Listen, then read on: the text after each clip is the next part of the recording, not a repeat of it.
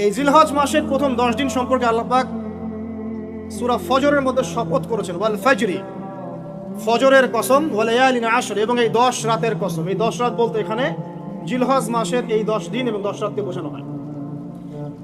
এর ফজিলত সম্পর্কে নবী সাল্লাল্লাহু আলাইহি ওয়াসাল্লাম একটা হাদিসে বলছেন, সহিহ বুখারীর হাদিস, আনাস রাদিয়াল্লাহু আনহু ইবনে আব্বাস রাদিয়াল্লাহু আনহুমা থেকে বর্ণিত, নবী করিম সাল্লাল্লাহু আলাইহি ওয়াসাল্লাম বলেছেন যে মা মিন আইয়ামিন আমালু সালিহু ফীহিন্না আহাব্বু ইলাল্লাহ মিন হাযিহিল আইয়ামিল আশর। আল্লাহ পাকের কাছে এই 10 দিন অর্থাৎ জিলহজ মাসের প্রথম 10 দিনের নেক আমল যত বেশি প্রিয়, আল্লাহর কাছে জিলহজ মাসের প্রথম 10 দিনের নেক আমল যত বেশি প্রিয়, অন্য কোনো আমল এত বেশি প্রিয় না। অন্য কোনো আমল, এটা বুঝতে গিয়ে সাহাবায়ে কেরাম প্রশ্ন করছেন, ক্বালু, তারা বলছেন, ইয়া রাসূলুল্লাহ, হে আল্লাহর রাসূল, বলুন সাল্লাল্লাহু আলাইহি ওয়াসাল্লাম, ওয়ালাল জিহাদু ফি সাবিলিল্লাহ,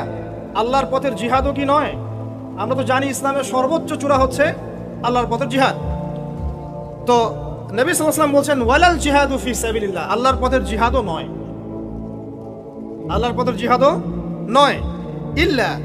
তবে ওই ব্যক্তির কথা ভিন্ন, রাজুলুন খরাজা বিনাফসিহি ওয়া মালিহি ফালাম ইয়ারজি মিন যালিকা বিশাই, কোন একজন ব্যক্তি যে তার জান এবং তার মাল নিয়ে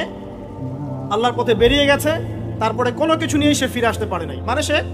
শহীদ হয়ে গেছে, এই ব্যক্তির কথা ভিন্ন। কিন্তু